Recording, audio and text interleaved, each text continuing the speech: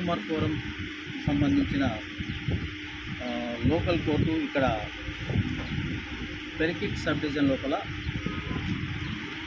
ముప్పాల్ సెక్షన్లో మనం కండక్ట్ చేయడం జరిగింది. అది కూడా ఉదయం 10:30 నుంచి 1 గంట వరకు ఈ కార్యక్రమం నిరాఘాటంగా మనం కొనసాగించాం. సో దాదాపుగా ఈ పెరికిట్ సబ్ డివిజన్ లోపల ముప్పాల్ సెక్షన్ 1, బాల్కొండ, మెండోరా అండ్ పెరికిట్, ఈ 4 సెక్షన్లు మనం ఈరోజు మరి కన్స్యూమర్స్కు as per the citizen charter ప్రకారంగా మన సేవలు అందిస్తున్నామా, ఏ రకంగా అందిస్తున్నాము, ఎట్లా అందిస్తున్నాము అనే విషయాలన్నీ క్షుణ్ణంగా మరి ఈరోజు మనం చర్చించుకోవడం జరిగింది.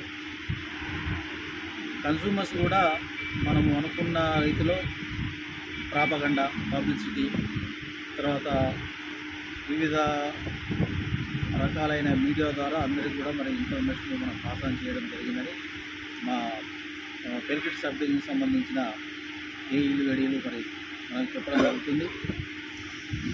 సో దానికి గాను మనం యాక్చువల్గా బిల్లింగ్ ఇష్యూలో కానీ మనం బిల్లింగ్ చేసేటప్పుడు ఏమైనా అవకతవకలు వచ్చేసేసి ఎక్సెస్ బిల్లింగ్ అయిందా, తక్కువ బిల్ అయిందా, ఇప్పుడు బిల్లులు వస్తలేవా, ఇలాంటి ఇష్యూలు కూడా రివ్యూ చేయడం జరిగింది. అదే కాకుండా మనకు రైతాంగానికి మరి ఫీల్డ్లో లూజ్ లైన్స్ ఉంటాయి, కావాల్సిన మధ్యలో మిడిల్ పోల్స్ కావాల్సి వస్తుంది, లేకపోతే బ్రోకెన్ పోల్స్, ఇరిగిపోయిన పోల్లు కూడా ఉంటాయి.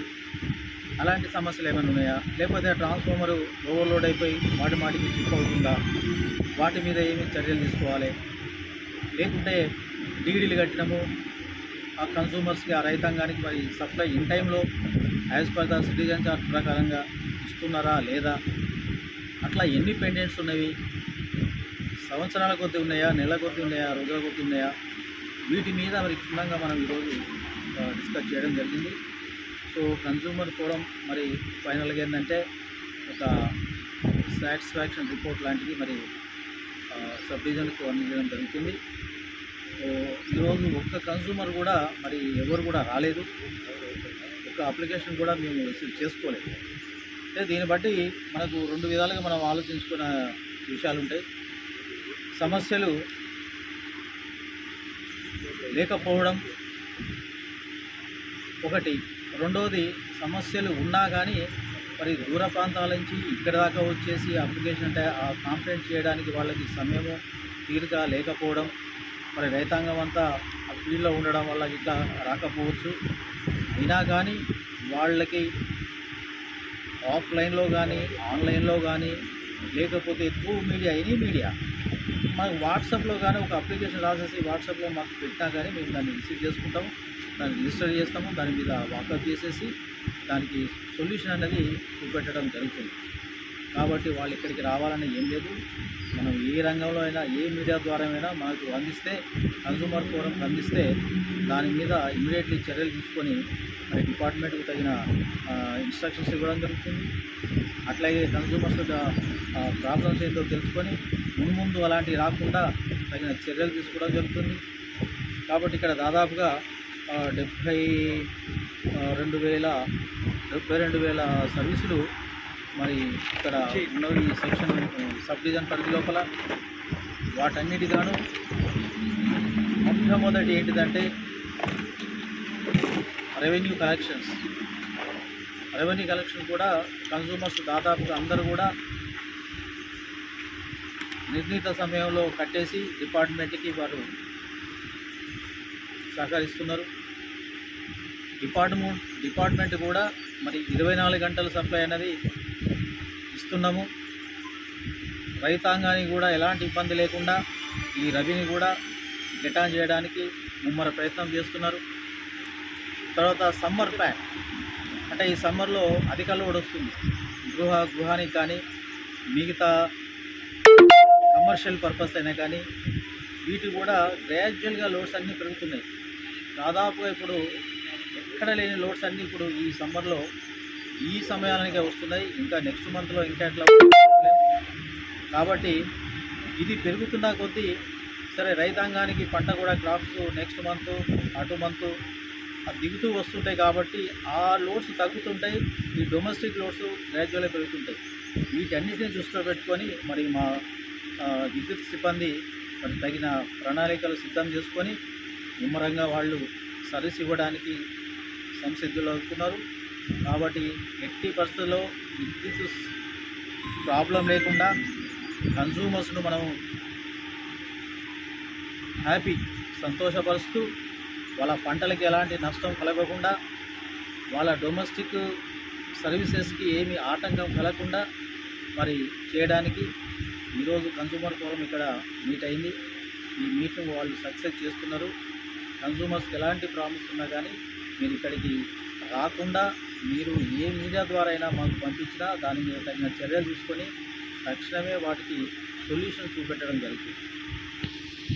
సో ట్రాన్స్ఫార్మర్స్ ఓవర్లోడ్ అయినాయి కానీ వాటన్నిటికీ సమ్మర్ ప్లాన్లో యాక్షన్ తీసుకుంటున్నాము. అలాగే లూజ్ లైన్స్ ఏమైనా ఉంటే, విరిగిపోయిన పోల్లు ఉంటే, మిడిల్ పోల్లు ఉంటే ఇవన్నిటిని కూడా రెక్టిఫై చేస్తున్నారు.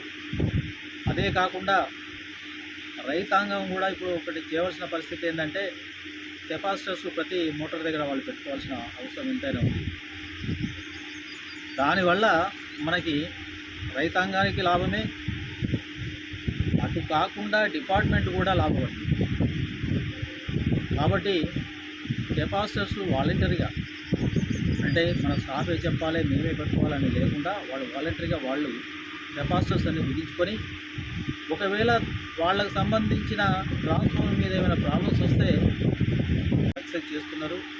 కన్జ్యూమర్స్కి ఎలాంటి ప్రాబ్లమ్స్ ఉన్నా కానీ మీరు ఇక్కడికి రాకుండా మీరు ఏ మీడియా ద్వారా అయినా మాకు పంపించినా దాని మీద తగిన చర్యలు తీసుకొని తక్షణమే వాటికి సొల్యూషన్ చూపెట్టడం జరుగుతుంది. సో ట్రాన్స్ఫార్మర్స్ ఓవర్లోడ్ అయినాయి కానీ వాటన్నిటికీ సమ్మర్ ప్లాన్లో యాక్షన్ తీసుకుంటున్నాము. అలాగే లూజ్ లైన్స్ ఏమైనా ఉంటే, విరిగిపోయిన పోల్లు ఉంటే, మిడిల్ పోల్లు ఉంటే ఇవన్నిటిని కూడా రెక్టిఫై చేస్తున్నారు. అదే కాకుండా రైతాంగం కూడా ఇప్పుడు ఒకటి చేయవలసిన పరిస్థితి ఏంటంటే కెపాసిటర్స్ ప్రతి మోటార్ దగ్గర వాళ్ళు పెట్టుకోవాల్సిన అవసరం ఎంతైనా ఉంది. దానివల్ల మనకి రైతాంగానికి లాభమే, అటు కాకుండా డిపార్ట్మెంట్ కూడా లాభపడుతుంది.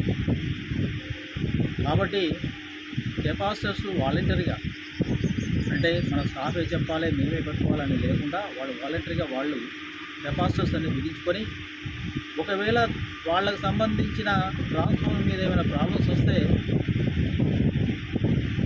వాళ్ళ సిబ్బందికి ఇన్ఫర్మేషన్ ఇచ్చేసి వాళ్ళ చేతనే వాటిని రెక్టిఫై చేసుకుంటే బాగుంటుంది.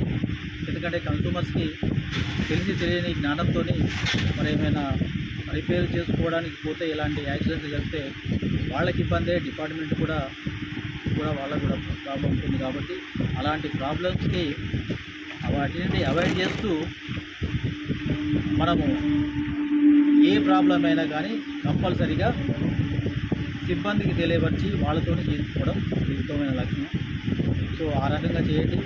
రైతాంగం కానీ మిగతా ఆల్ టైప్ ఆఫ్ కన్స్యూమర్స్ కూడా మేము సప్లై పొజిషన్లో ఎలాంటి ఇబ్బంది లేకుండా ఈ సమ్మర్ ప్లాన్లో మేము వాళ్ళకి తగిన న్యాయం చేస్తామని ఈ సభాముఖంగా అందరికీ తెలియజేస్తూ, మరి మీరు కూడా డిపార్ట్మెంట్కి కోఆపరేట్ చేసేసి వాళ్ళు తగిన నిర్ణీత సమయంలో మరి బిల్లులు కూడా కట్టేసి డిపార్ట్మెంట్ని ఇంకా ఫర్దర్గా ఇన్ఫ్రాస్ట్రక్చర్ కానీ ఏదైనా కానీ మనం చేయడానికి ఒక అవకాశాన్ని డిపార్ట్మెంట్ కూడా ఇవ్వాలి. మీరు కూడా మా సేవలు మీరు 100% మీరు తీసుకోవాలి.